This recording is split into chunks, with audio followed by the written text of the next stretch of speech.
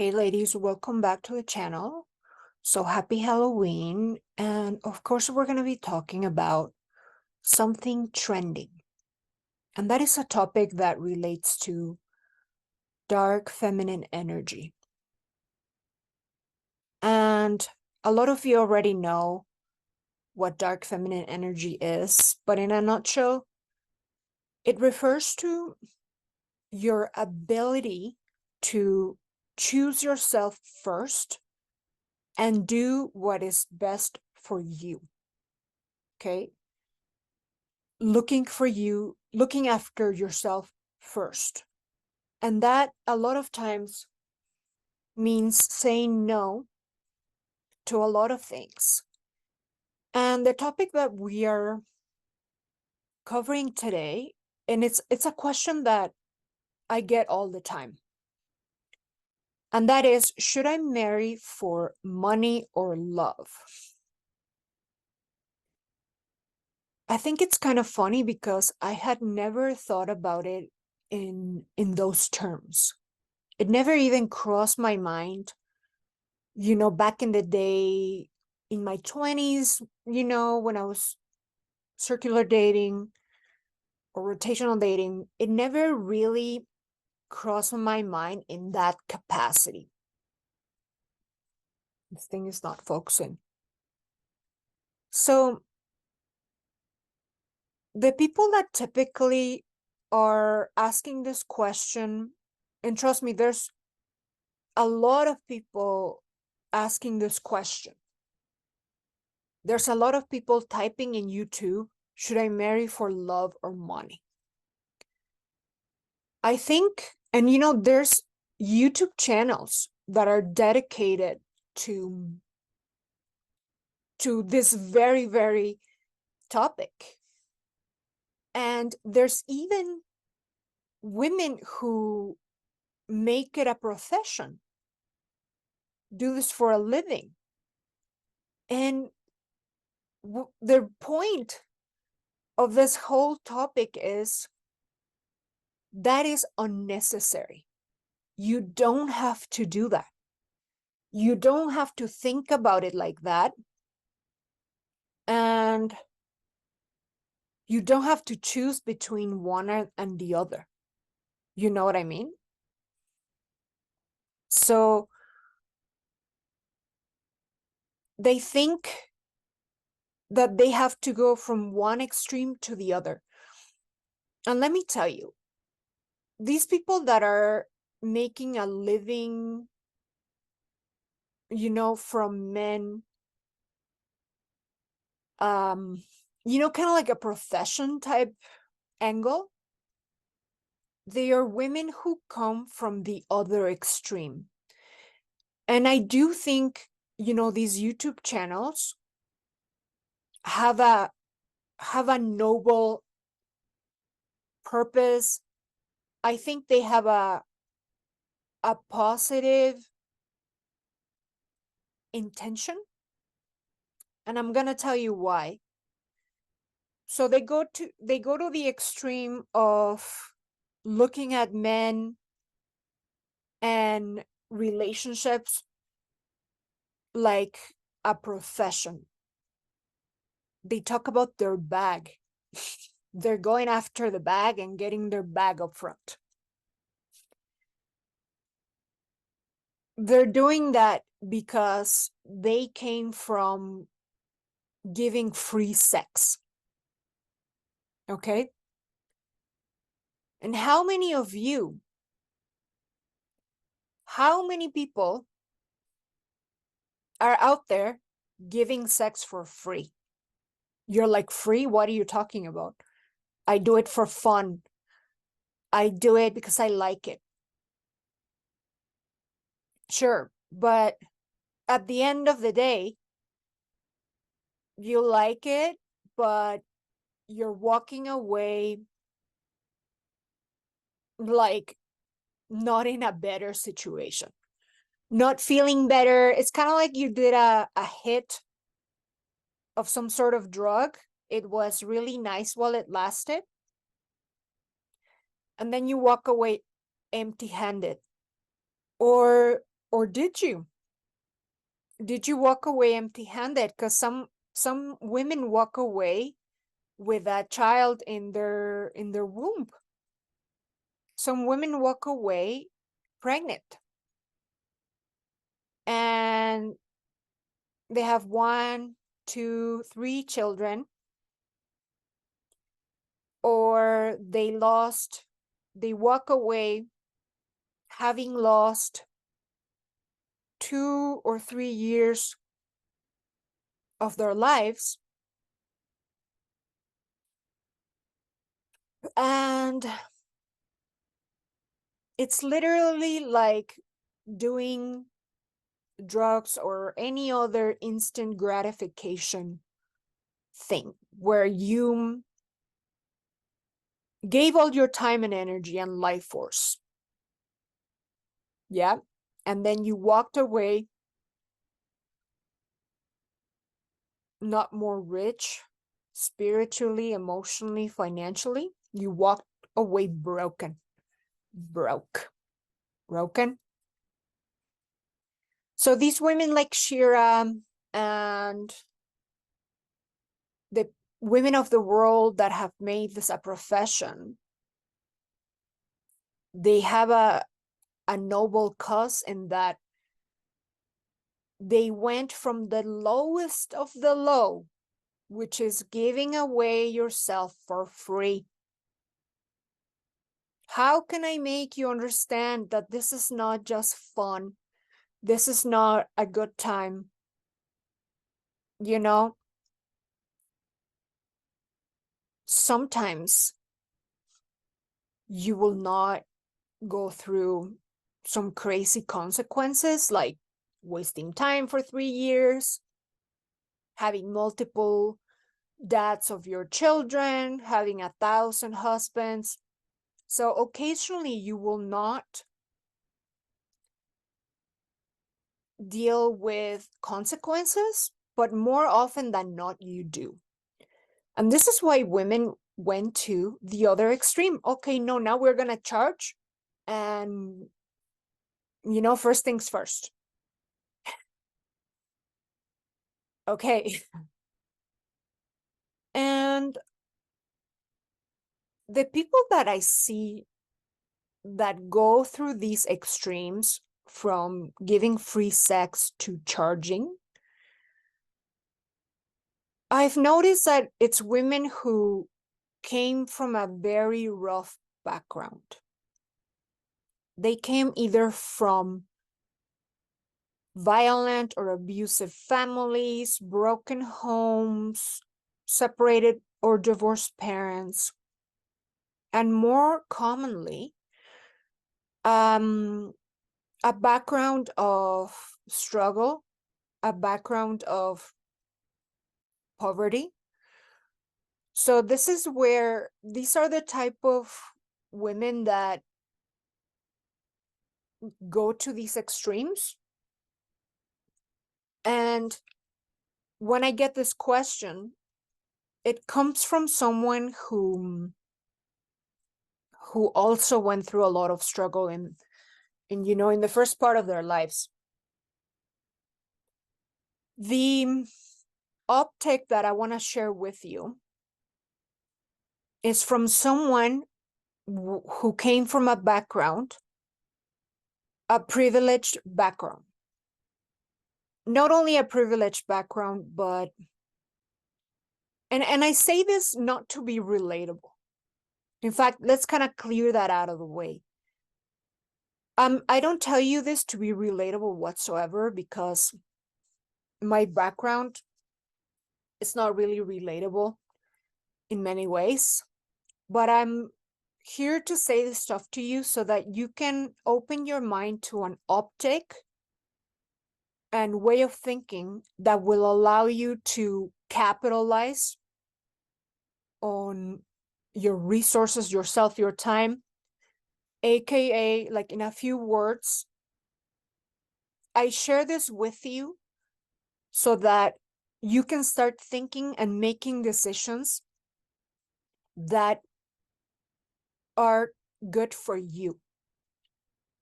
This is dark feminine energy, the woman that can make a decision that is good for her. Rational decisions that serve her in the long run. Okay? So that you don't go around with instant gratification situations and end up being fucked over, or all of a sudden you're traumatized and you have to charge for to be with men. So in Mexico, growing up in, in the background that I grew up with, and, in many other countries too, like India, I think Pakistan, lots of places in Asia, there's something called castes. In Mexico, they wouldn't call it a caste. I've never heard anyone refer to it as such, but it is literally the same thing. And the reason why I say you don't have to choose between love and money is because simply you will not marry or choose someone who doesn't meet certain standards. Okay? Like saying, for example, I don't date men that have been in prison. I don't date men that have addictions of any kind. I don't date men who have a volatile, violent temper, that are rude. And also, I don't date men who don't have their life together, aka they are in their 30s, late 30s, 40s, and they're not able to pay for a normal home, whatever normal is to you. If you're Paris Hilton, you'll know what your normal is. If you're Kim Kardashian, you know what your normal is. If you're you, you know what your normal is. So just like I don't date a man that has been in prison, I don't date a man who cannot pay for a normal livelihood, a household. A man that cannot provide for a family when there's kids and babies and things. So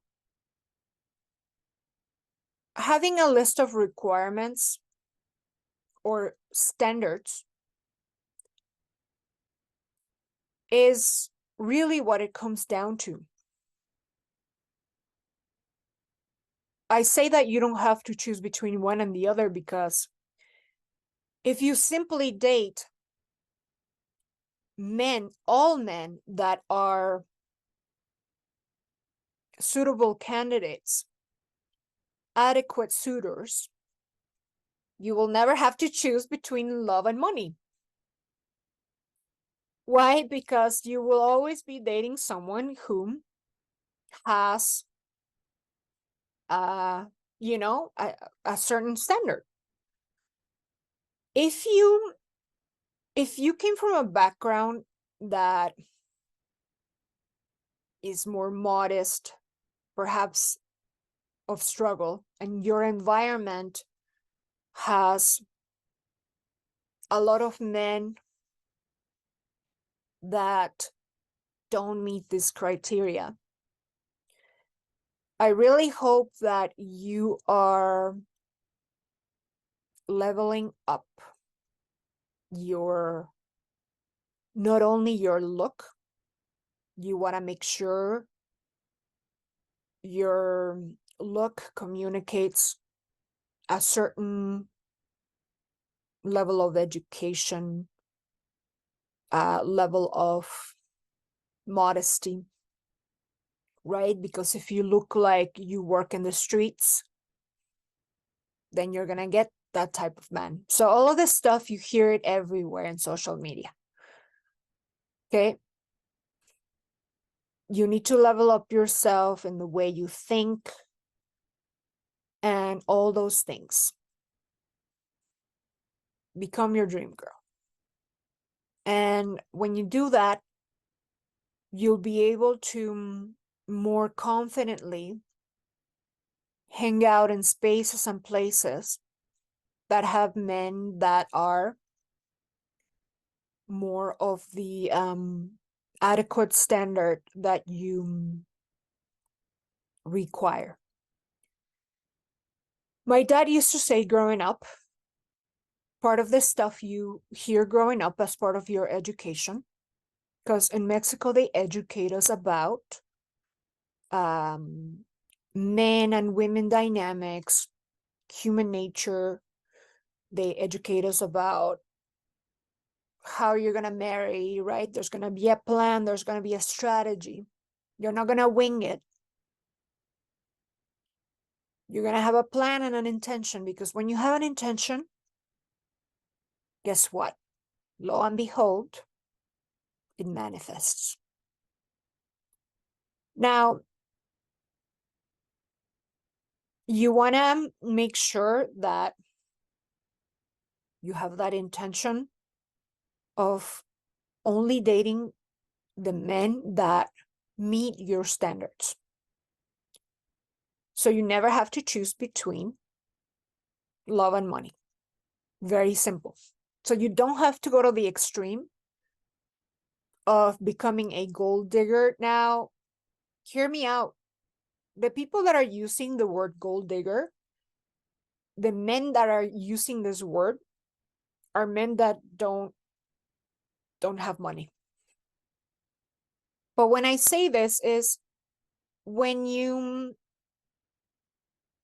are making this kind of like your livelihood, like a kind of like a profession at the end of the day. And the people that are asking this, should I marry for love or money? Sometimes you see them like wanting to marry somebody 30 years older, or somebody they find absolutely repulsive, someone they're not into. Now, let's talk about something quickly.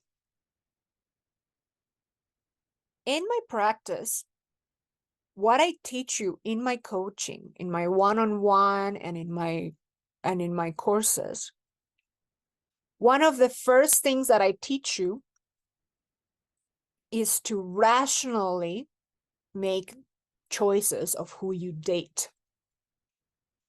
The first step is to only have a pool of men or a rotation of men that meet the requirements.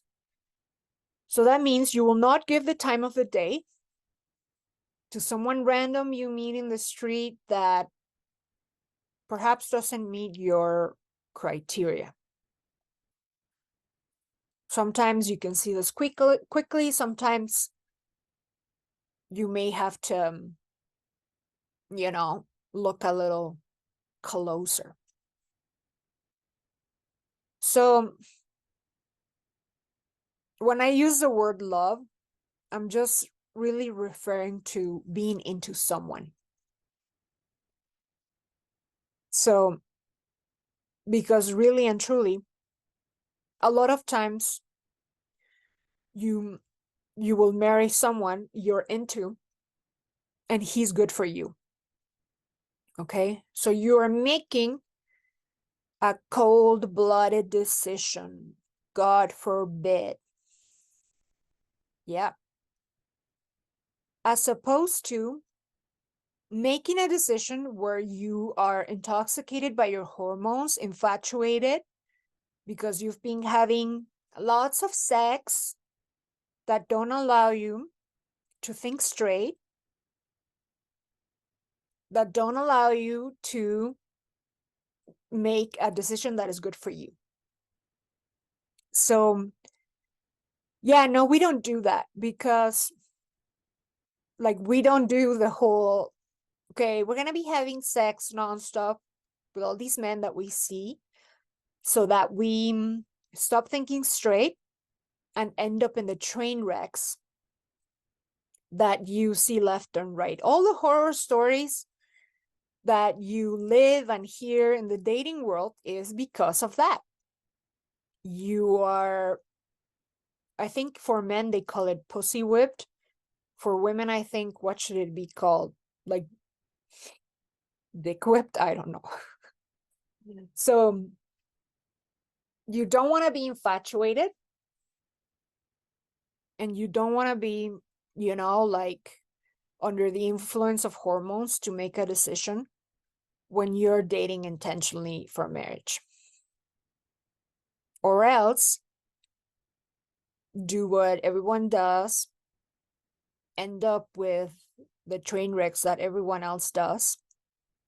And to me, honestly, the biggest train wreck is to waste time. Especially if you're in your 30s, girl, please don't waste time, right? All the scars that you end up with. So the light feminine energy, as opposed to the dark feminine, is all about love and light, nurturing, sweet, and kind, and all these things. But when you're not balanced with dark feminine energy, aka you're nice and sweet to yourself, to others, but are you also nice and sweet to yourself? Do you make good decisions for yourself? The dark feminine is someone who will look after the well-being of herself and her offspring in the long run. When you're dating a guy, you're not making a decision just for yourself. You're making a decision for your future family, your future children, and the generations all after them. So the dark feminine energy will make a decision in the name of the greater good, aka herself at the end of the day. Because when your children are fine, when your family's fine, ultimately you will be fine too. And no, I'm not telling you to put yourself to the side. No, that's not what I said. I'm saying that you're doing something that is good for you in the long term, not something that you like at the moment. Because a lot of times these things are short-lived. So you don't have to choose between love and money if you simply date people that are, with their life together. And you'll be able to be into them. I've said before in other videos that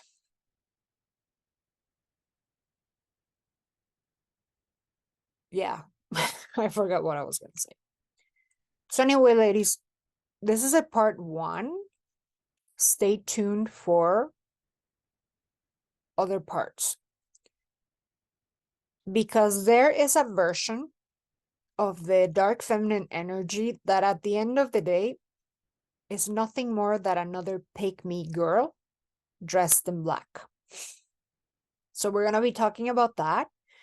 And let me know in the comments if you resonate with any other stuff. And happy to see you soon, ladies.